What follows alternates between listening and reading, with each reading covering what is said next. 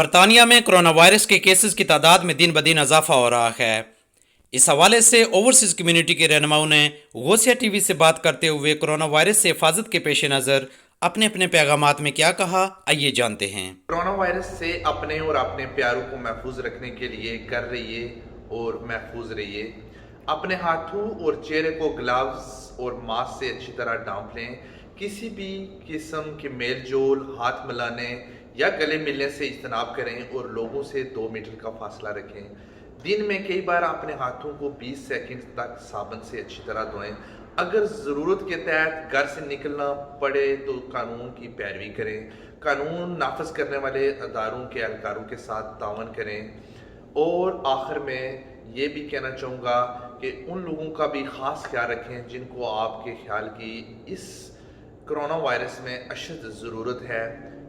یاد رکھیں، احتیاط میں ہی حیات ہے۔ کوشش کرو کہ بغیر وجہ تو بغیر کسی مقصد تو کرو باہر نہ نکلو۔ اگر باہر نکلو بڑی مجبوری ہے تو ماسک ضرور یوز کرو، تے دستانے جڑے نے وہ مسٹ یوز کرو۔